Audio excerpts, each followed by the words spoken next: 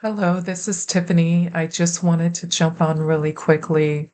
I have a bit of a cold, but I want to speak with you about why 1.2 million Americans will lose their job in 2026.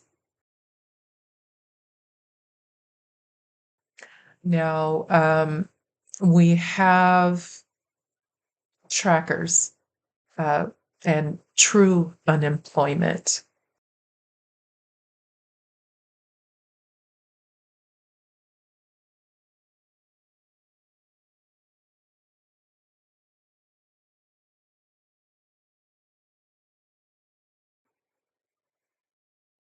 Models like Challenger, uh, Shadow Steps, LICEP, there are different ways in which we can track unemployment and we can track planned US layoffs.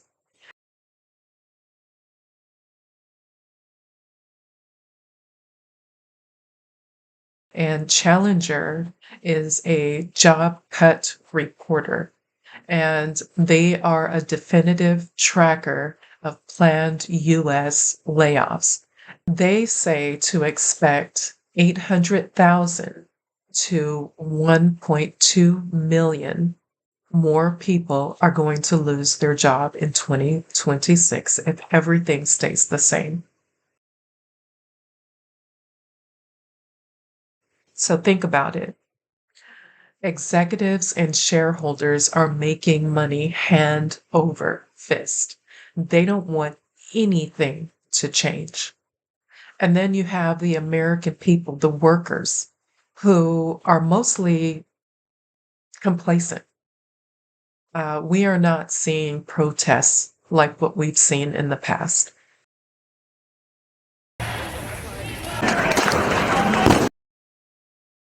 We've seen people create unions. We've seen people go on strike. We've seen mass protests in the past. We are seeing none of that happening right now. Right now, some people think that that's too radical or too extreme. We've seen two symbolic protests that have been sporadic, but that's it. And so corporations and politicians have learned to ignore the people because the people have accepted things the way that they are for the most part.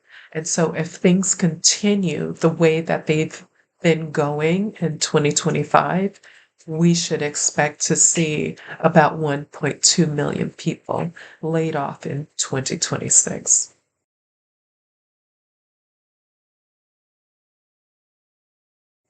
Now, let's start with the true unemployment numbers.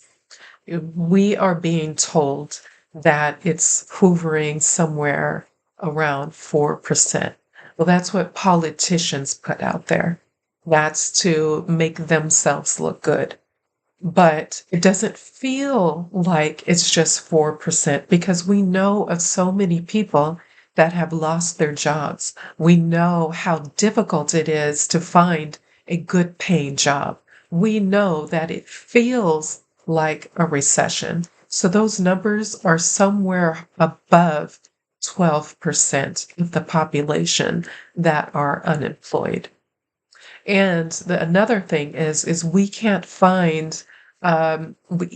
easily find those true numbers, the amount of people that have filed for unemployment.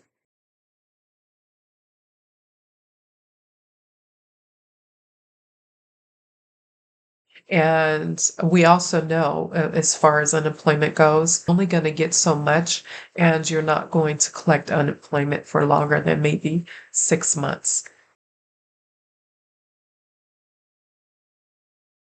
I know that in California, the maximum amount one can get is 450 per week. And we also know that the cost of living is far above that. So, not $1,800 per month on unemployment is not even enough to pay your rent in California.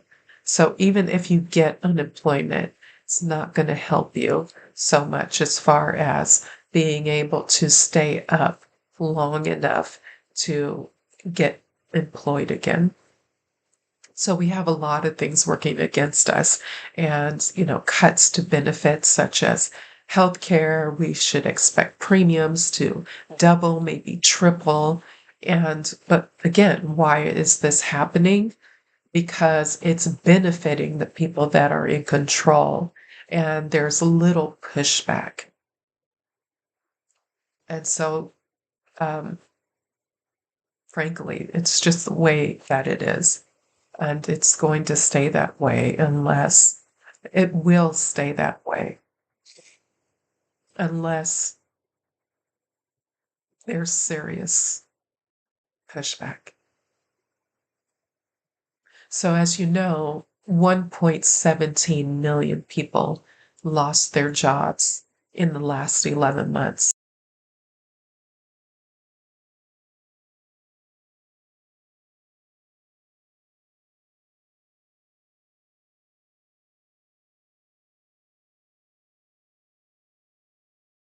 And the workers or the people are essentially complacent.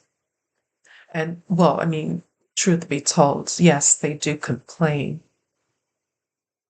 but that's it.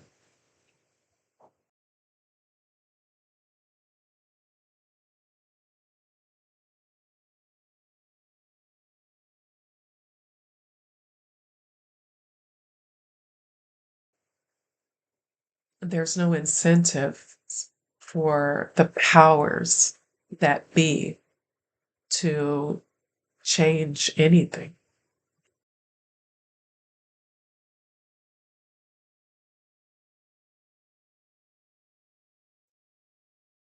So, why did 1.17 million people lose their jobs? Well, they say it's AI and automation. That's the reason or the excuse that they use, but it's mostly due to um, giving more money to shareholders and executives. Uh, Layoffs often coincide with stock buybacks, dividends, and executive bonuses. Did you know that firms or companies announcing layoffs pay CEOs 37 to 46% more on average the following year?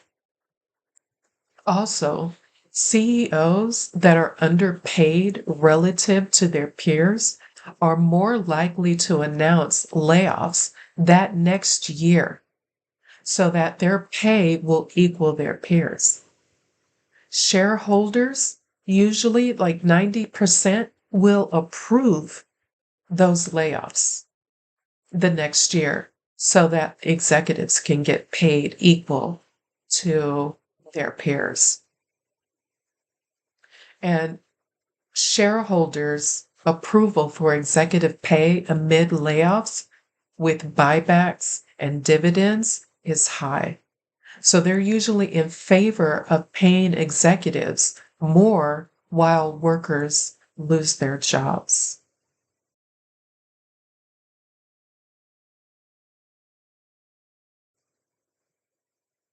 In companies that fire employees to protect their profit margins, AI is the go to excuse that they use because many just don't want to admit, they just simply don't want to say that greed prioritizes your livelihoods.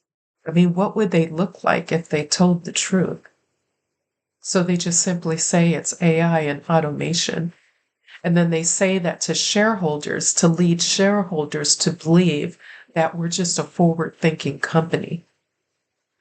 When the reality is that the shareholders and the executives both know that you losing your job means more money for them.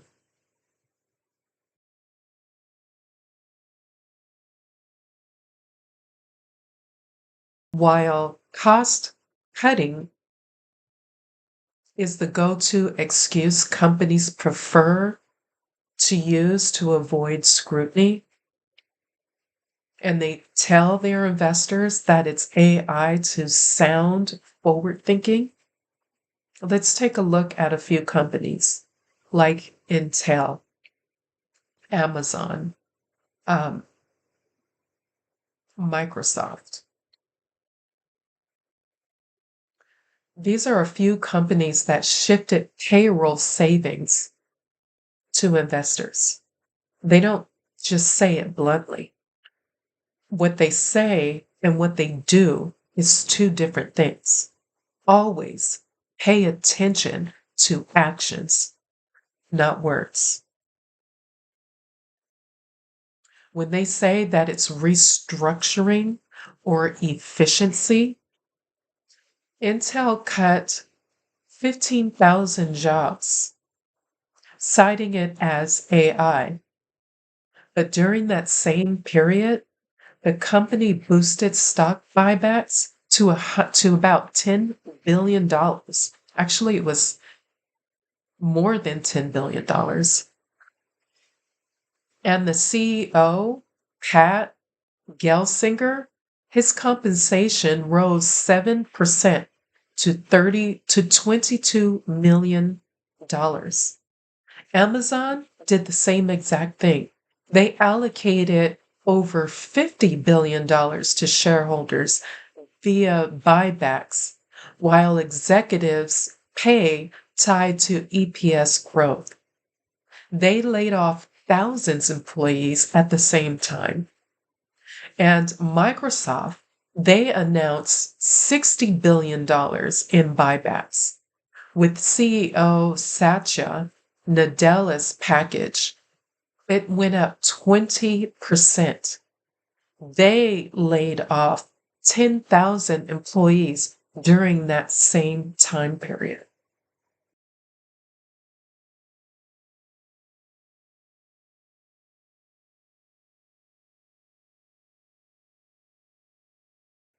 So it's not about what they say.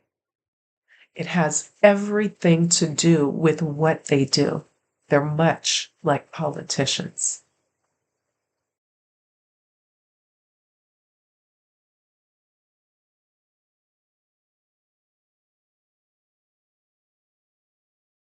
So, how does executive compensation trends correlate with layoff waves?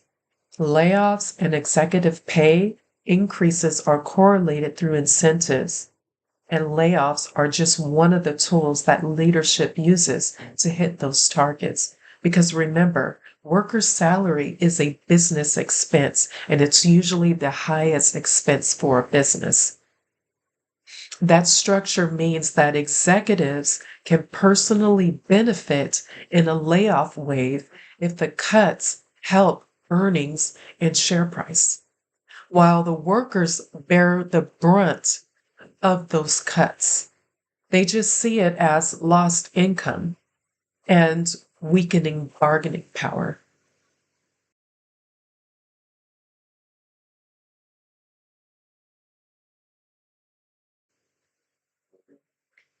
That structure means that executives can personally benefit in a layoff wave if the cuts help earnings and share price.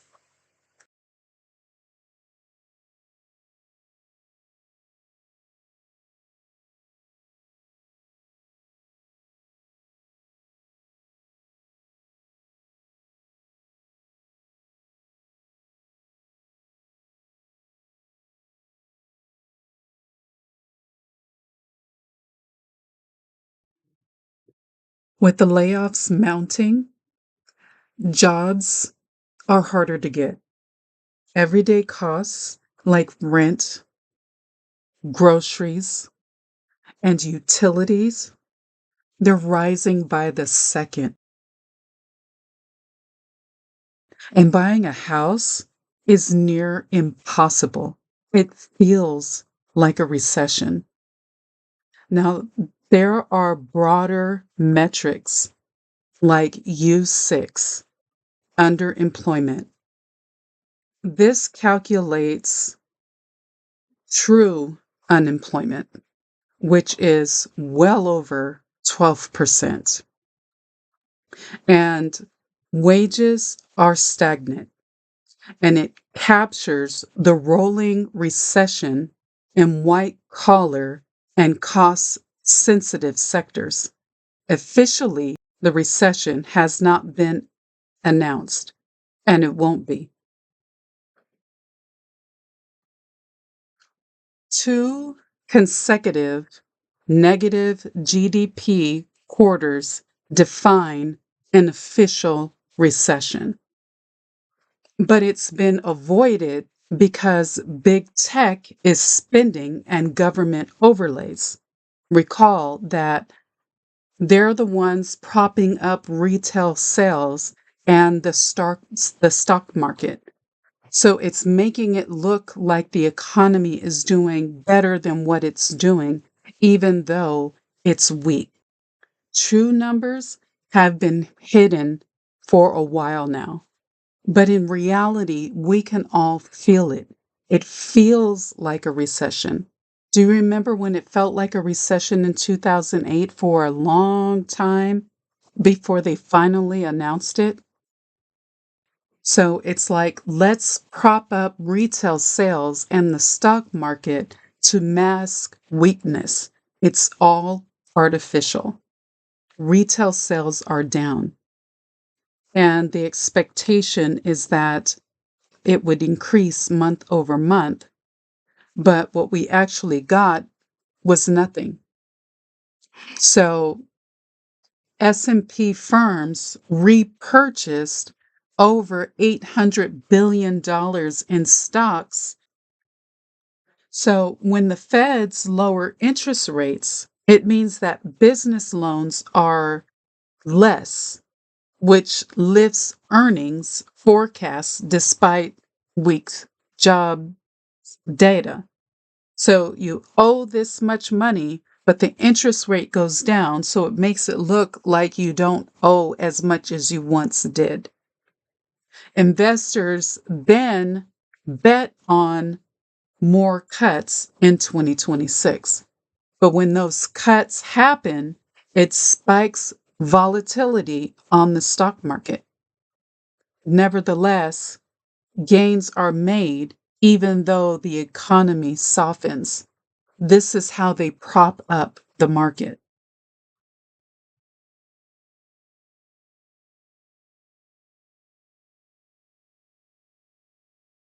Retail sales are down. They're expected about a 1% increase month over month. But what they got was zero this past October. Recently, upper income spent on non essentials to prop up spending, while lower income shoppers cut back on clothing amid and travel amid affordability strains.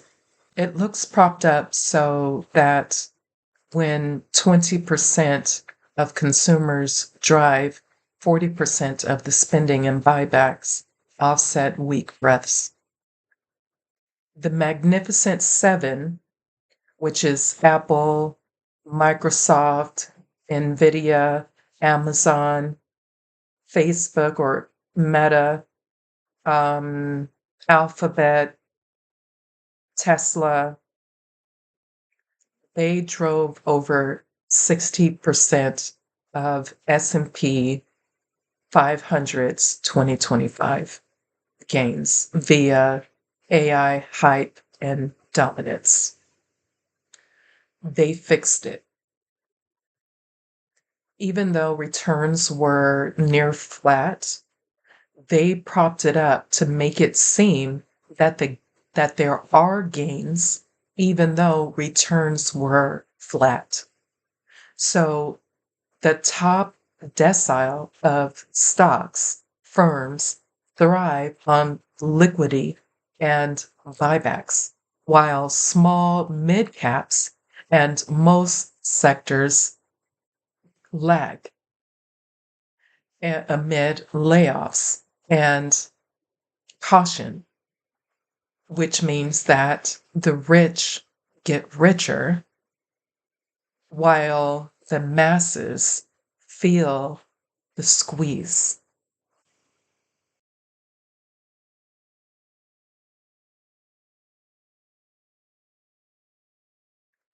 Suffice it to say that we have a long road ahead of us if we continue on the path that we're on right now. Unless we all collectively make change that benefits us, we are in for a long, hard road ahead. So just prepare for that. It's best to save right now. It's best to avoid shopping. It's best to protest in any way that you can. And that includes not shopping. Save your money right now and join forces with others so that we, the people, can take our power back.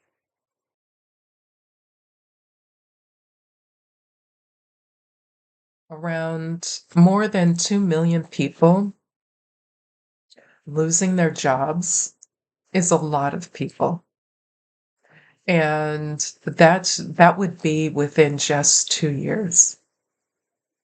Imagine how much worser it'll be. 2+ million people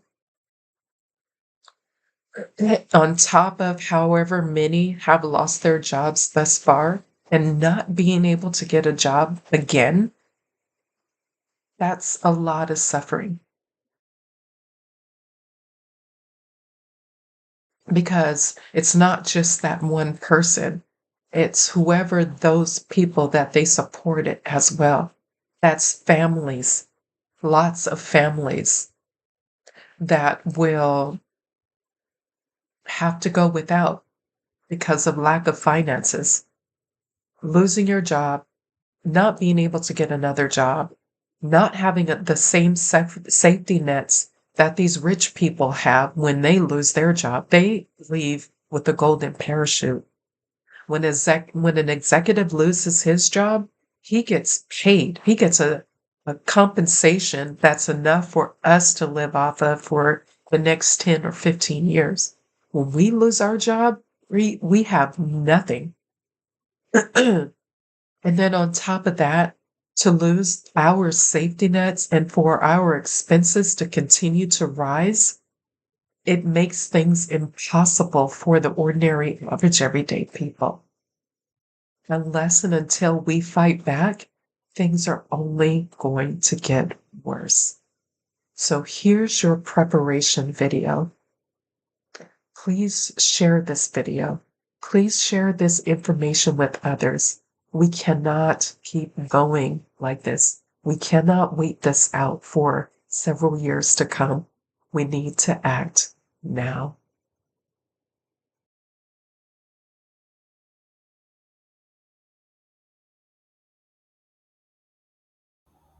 Thank you for watching.